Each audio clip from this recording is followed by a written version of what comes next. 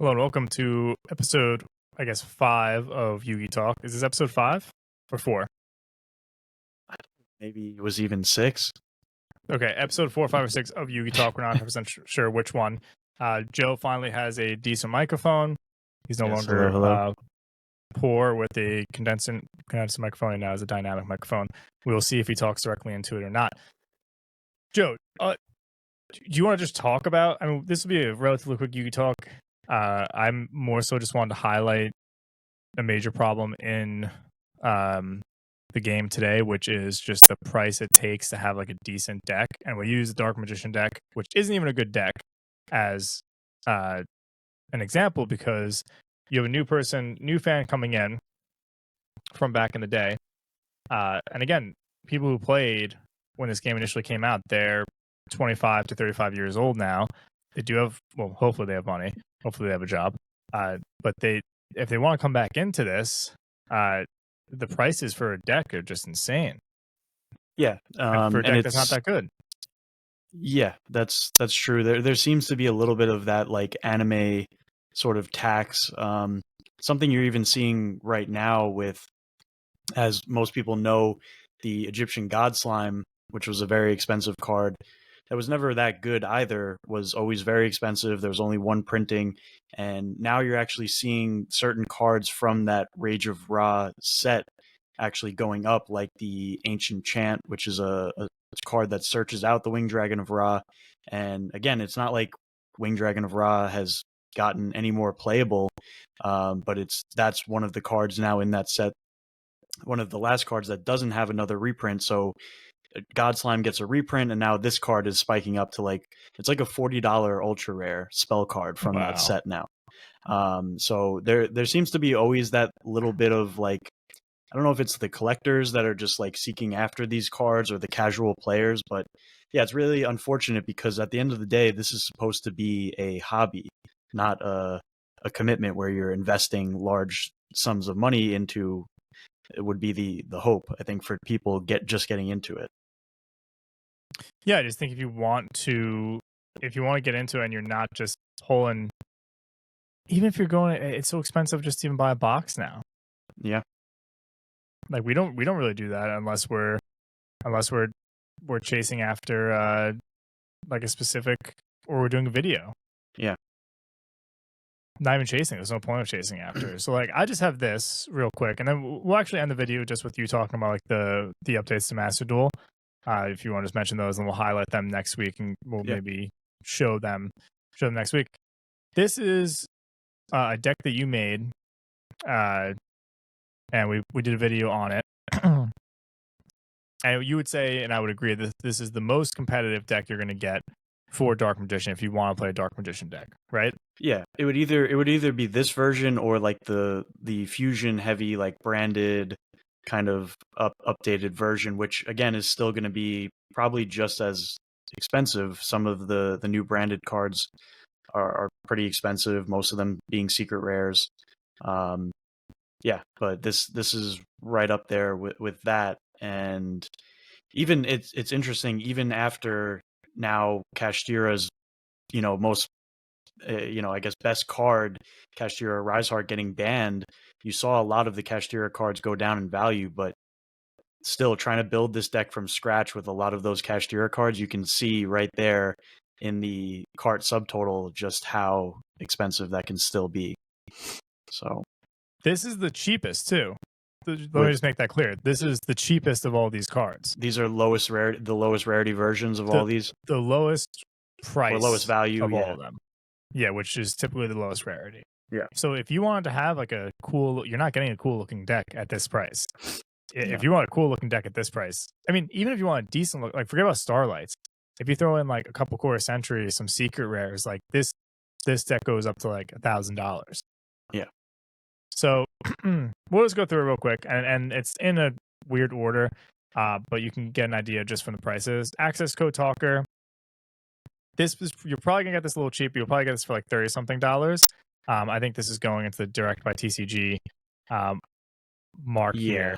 Dark Magician. The cheapest ones are $1. It's a little less than $1. But when you have to add shipping and stuff like that as well.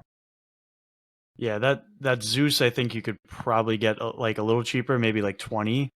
You get for 20, yeah. So this has gone into this direct by TCG, which I don't want, but it's just putting it in there for some reason. Eternal, so you can get this for $1. Kashira Fenrir, this is the best price you're going to get. Yeah. $20, whether it be the tin or Darkwing Blast. So Kashira Riseheart, this is the best price you're going to get. Yeah. So okay, but on that point, real quick, of Kashira Fenrir, when I was doing some, this is a little side note. When I was doing some Christmas shopping on Amazon, I found a seller who's been my favorite, like most consistent quality wise seller that I found on TCG Player. Ordered most of my stuff from them. They're usually spot on with the prices, and yeah, Fenrir has gone slowly from like 18, 17, 18 to now pretty much the lowest from a verified seller you're going to find is that $20 range. Now, interestingly enough, as I was shopping around on Amazon, of course, I got recommended some Yu-Gi-Oh products, and I saw that same seller from TCG Player was on Amazon, still had their like multiple copies of Kashira Fenrir listed for $15 on Amazon, and I actually grabbed 2 of them off of there. Oh, you savage! Yeah, I needed 2 more to complete my playset, and that was the prismatic rares from the tin. But I don't know if the seller just did an update on Amazon or whatever the case is, but it says they're on their way to me, so I guess it actually worked. They have, yeah, he has to fulfill it. Yeah. Probably looks bad if it doesn't. So a little pro tip for anybody who's still looking to grab Fenrir's: check Amazon. It's for once it's actually cheaper than TCG Player. I'm not buying single cards on Amazon. Kashira Riseheart, $15 is about the cheapest you're going to get it for. Same deal. Pressure Planet, I think you can probably get it for a little under 20. Red Eyes, that is the price. That's what I paid for it a couple weeks ago. 20. Yeah, that's lightly played. You could probably get a near mint for 20, but that's right around. This is all like lightly played near mint prices. By the way, I should preface that these aren't damaged. Yeah. And honestly, most of these cards you can't even buy. Like they wouldn't even list them. They're not even going to sell them if they're damaged. It's not like a super expensive card that might be damaged. Red Eyes Black Meteor Dragon. I'll click on this real quick. Yeah, you could probably get it for around $2, but with like dollar shipping on it. All right, moving on. Ash Blossom, again, that the cheapest you can get for that is like always like $2. We only have one of them in here. Illusion of Chaos, $2. Now again, Rarity Collection. If Rarity Collection doesn't come out, Joe, this deck is also like maybe $650, $700. Yeah, because Illusion of Chaos, with the tin and the Rarity Collection, for the tin for Illusion of Chaos, it plummets the price. This was like a $40 card at one point. Yeah. Cashier Unicorn, same deal. The tin coming out. So if you were trying to get this deck 6 months ago or 5 months ago, you're paying a lot more money. Unicorn, which is a $20 card, you get for 50 cents now. And that's Darkwing Blast Ultra Rare. Soul Servant, there's only 2 printings of this, so you're gonna have to pay what it is. It's about $6-7. Triple Tactics Thrust. So Joe, you think you need this in this deck, right? I think if we're going for most competitive, you kind of need this card in every deck now. It's just too good. So minimum $78. Yeah. Per. And in this case we have 2 of them. Yeah, you could even run 3. Like if you were really building a deck to take to locals, I would probably have 2 in the main deck and 1 in my side deck and swap it out. Game 2, if I'm going second, I would probably want 3 copies of it, because at that point you're kind of assuming you're going second, your opponent's going to activate something on your turn, a negate or an Ash Blossom or something. Your thrust, you're going to want to have it in your hand because your opponent's going to do something to make it live on your turn, basically. Yeah, and I mean, we're not going to put 3 into this because we're trying to do somewhat affordable, but still it's ends up being so expensive. I don't know what this is. This for some reason switched to a Korean IP Masquerena. You can get IP Masquerena for like $1.50. That's right around the price of an English copy anyway. So Yeah. Dark Magical Circle you can get for 50 cents. You run 2 of these in this deck. Maxi, I didn't realize Maxi that there's only a couple printings on it, but is Maxi banned in you said it's banned in TCG, right? Yeah, so that would be that would not be applicable for a TCG deck. I'm gonna take it out for now then. Enemy Controller, this is super cheap. You get it for like 10 cents each. Yeah. Magician Soul, again, if you're gonna run a Dark Magician deck, you have to have Magician Soul. You cannot play this deck without it. There's only 3 printings of it, I believe. Or it might be only in 2 sets that you can get, but there's multiple colored printings. So like this is Magician Soul red ink for the writing, and this is the cheapest version. It's $20 each. And you really need to run 3. If you're not running 3 in this deck, there's no point in playing a Dark Magician deck. Yeah. Are you surprised by that price still? I didn't realize that was still that expensive, especially for because people typically don't like those different color text cards. Yeah. I'm surprised to see that at $20. Because there's only like 2 printings of it. Getting a little into extra deck here. Even Illusion Magician, 50 cents. Cashier at Birth, you'd run 2 of these, 93 cents. Triple Tactics Talent, again. This is like Rarity Collection. It's like 4. I think we could go cheaper. Yeah, but you can get cheaper. I mean, before Rarity Collection, you were paying $20 for that card as well. Yeah. So that's about, you could probably get that for like $3 or $4. Go back here. Evenly matched, like $1. Cashier Ogre, 30 cents. Yeah. Again, this is not including shipping all of this, so let's just keep that into mind. Over here in the total price, it's saying estimated shipping is $18. Cashier Theosis, is that the correct pronunciation? Yep. Okay, $7 each. Rarity Collection doesn't come out, Joe. What is the price of this card? It was like 40. It was still like a $40 ultra rare from both printings. Yeah. So now you can get it for $1 as a super rare. And that's if you want. And again, like I'm a little bit more into having, and you've kind of turned me on to that, having like a shiny deck. Mm-hmm.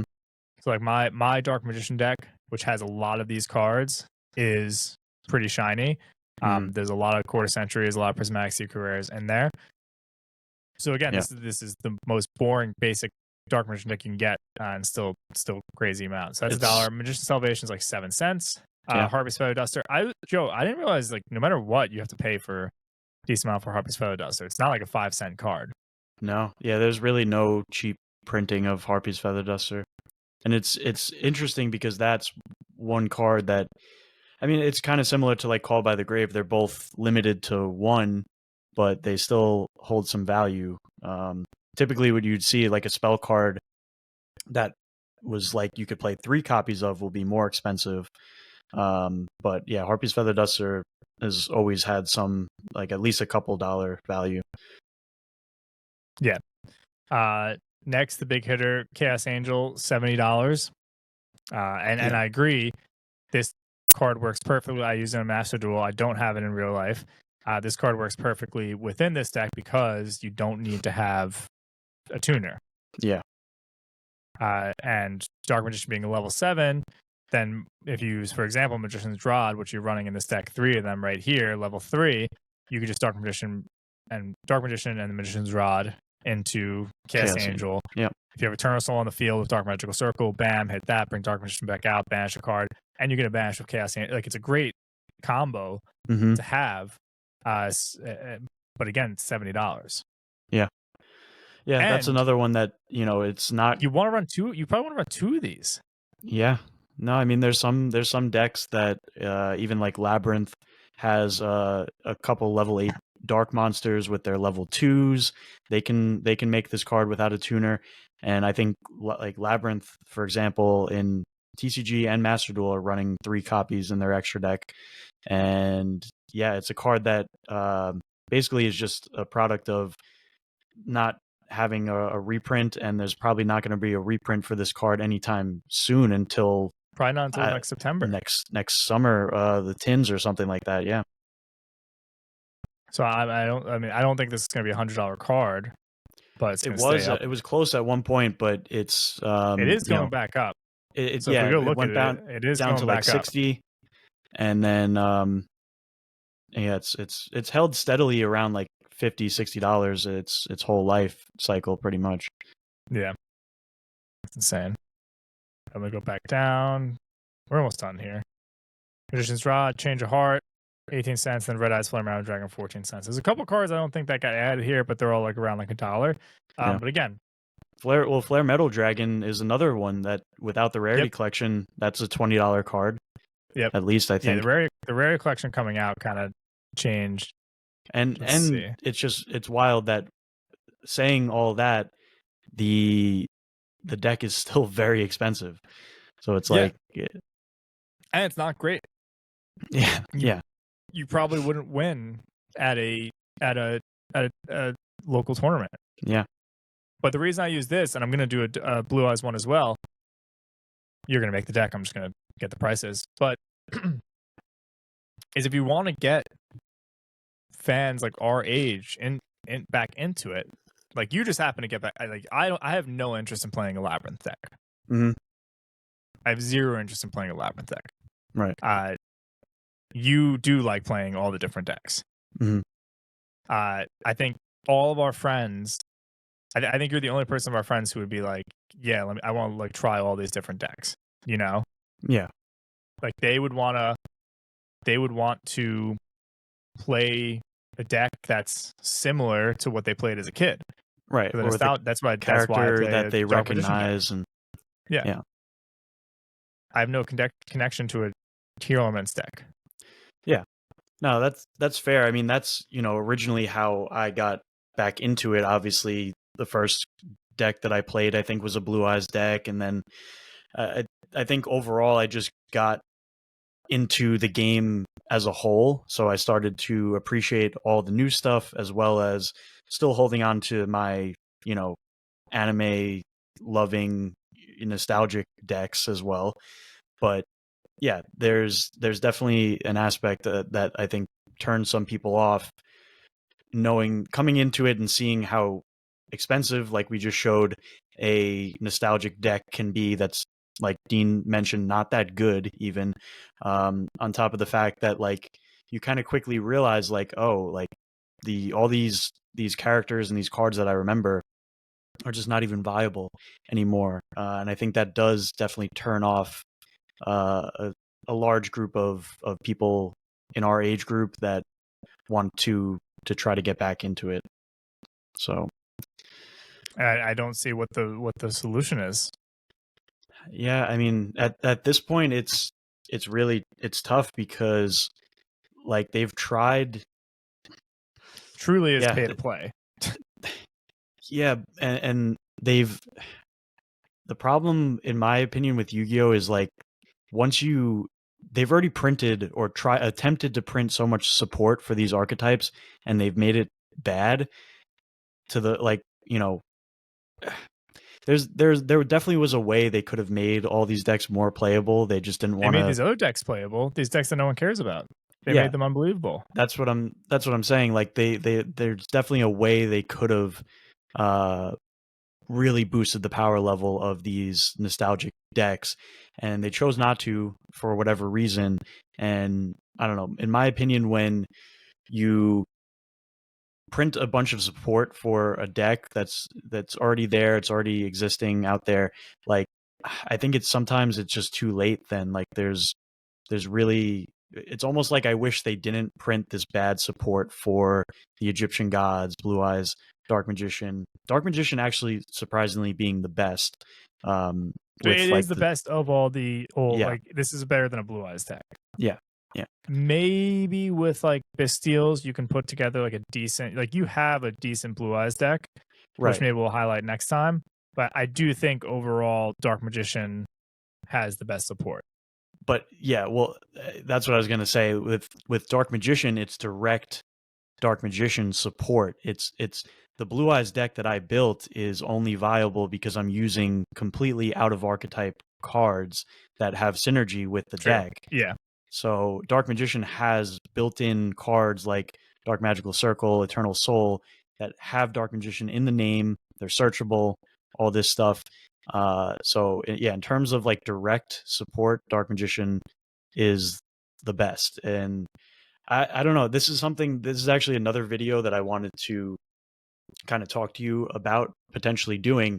now that the Egyptian gods got all their new sort of shiny versions and alternate arts in Master Duel, is something that just crossed my mind recently. Like, I would almost, and maybe I'll just save this for another video, I won't go too deep into this, but I was thinking, like, would I almost rather them completely errata the god cards and just, like, that would be, I think some people would not appreciate that, just them changing the card text and whatever, but I really think that's the only solution at this point, is like they would have to just wipe the slate clean and be like, now this is the Winged Dragon of Ra, can't be targeted or destroyed by card effects, blah blah blah. Like, they would have to really do something like that, or maybe even change it to like something like a card like Destiny Hero Plasma that says that card also requires 3 tributes, but it's a special summon from your hand. It's not the god cards. You have to be able to normal summon by tributing 3 cards from your side of the field. So a card like Plasma, you can normal summon, you could do a bunch of special summons, and then if you have Plasma in your hand, you can just tribute any 3 cards from your field and special summon it. So it's like, again, I'm going deeper than I wanted to, because I said I want to save this for another video. Yeah, definitely but save it for another video. But I do agree with what you're saying. Like, just redo the card to make it, like, for example, like Chaos Angel isn't the best extra deck card, but it's much like Red Eyes Dragoon. That's a good example. Yeah, like Dragoon has like a paragraph. Yeah. Then the way that they've gone about like trying to fix some of these things, and again, it still hasn't worked. Like, take like the Gate Guardian support, for example.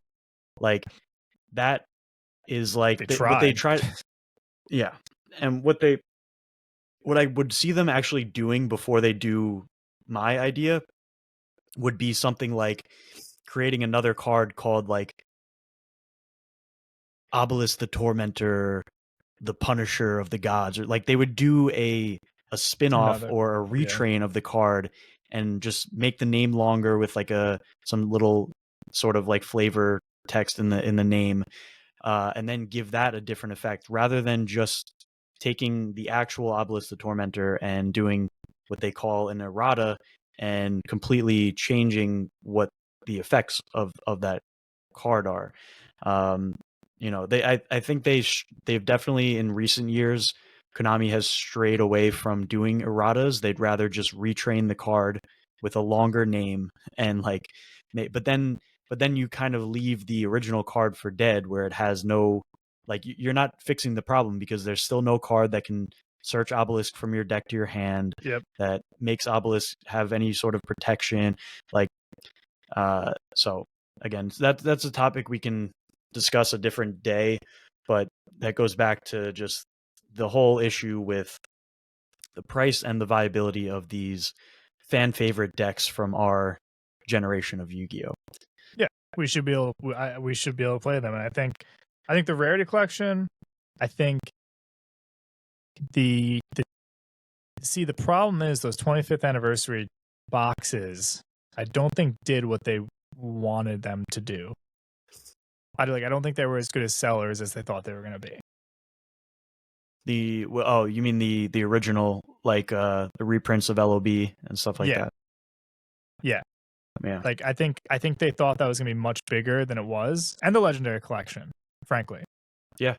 Well, and the collection was cool. Me and you realized after we bought it a couple times, we're like, there's no point of buying this. There's no value in those boxes. You can't use these cards. And to even further that point of not being able to use these cards, they gave us the unplayable versions of the God cards. They don't have their actual effects written in the. So those are not tournament legal. Yeah. So cards. we don't even have quarter century versions of the God cards that we can use. That would have been awesome. Like, and again, that wouldn't have made them any more viable in today's meta game. But at the very least, they would have been playable. Like, no, it's a major, to me this, when I put the deck together. Now again, my deck is worth more than this. Right? Like, if I were to go count my deck that I have right now in a box, which I like forget sometimes how much it's actually worth, like, it is worth maybe even $1,000, Joe. Yeah. Like, because I have like high rarity versions of stuff.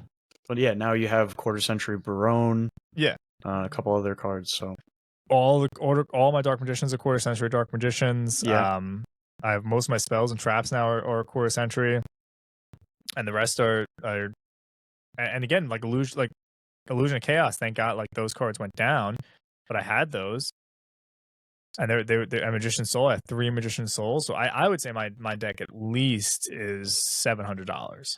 Yeah. Which, like, if you told me right now, here is a Dark Magician deck, you have to give me $700, I would say no. Right. Like, it just happens that I've gotten it through like collecting and opening and trading and exchanging cards. But when I look at it that way, I'm like, oh my gosh. That's a very good point, because imagine a year and a half ago, whatever it was, when I first approached you and was like, hey, I'm back into Yu-Gi-Oh! Do you want to play with me? Imagine I was just like, yeah, what deck would you like to play? Dark Magician? Okay, yeah, no, like you should definitely get some cards and play with me sometimes at the low cost of $700. You could build a deck and play with me in my room. Like, you would be like, absolutely not. Well, that's the problem with like us not being able to get our friends into it necessarily. And Master Duel is a great tool for that. Yeah. But again, there's an aspect, like, I enjoy sitting at the table behind you and dueling for a few hours. Me too.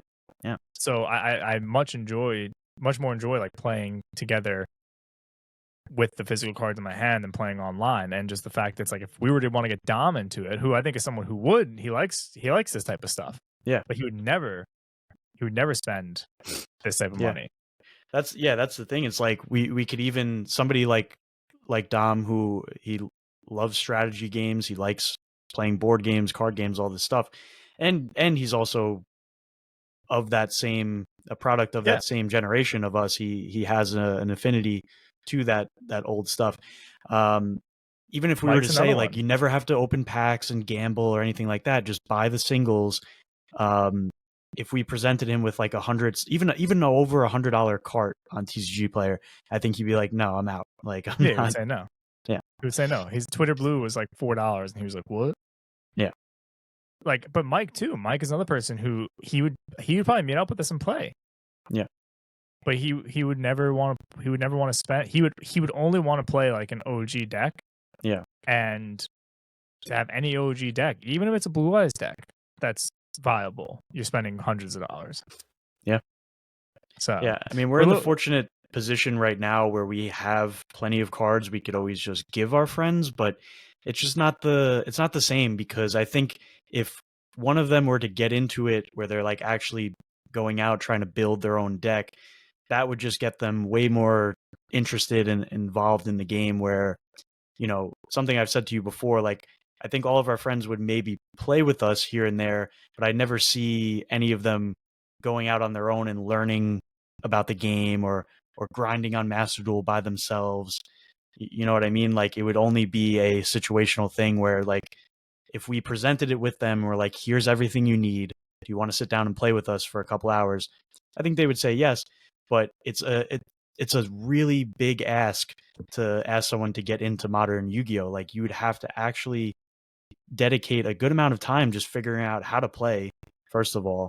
On top of the cost of it, it's just it's a lot to ask of somebody who has no knowledge of what's taken place in the game in the last 20 years.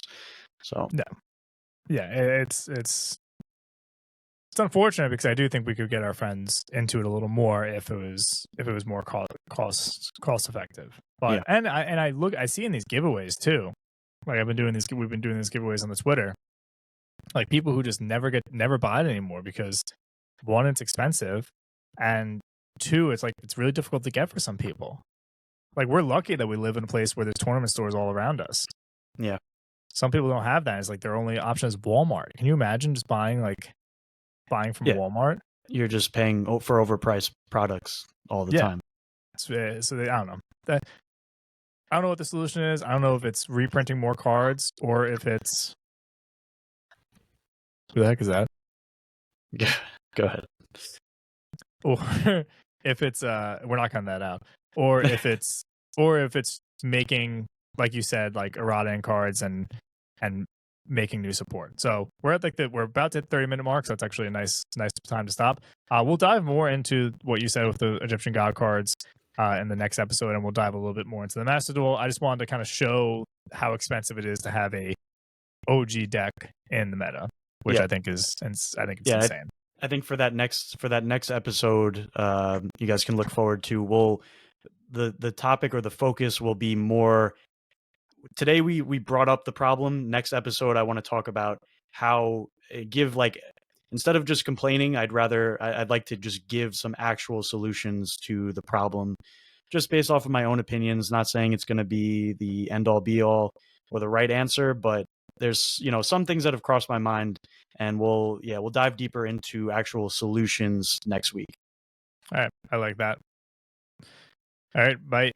All right, bye.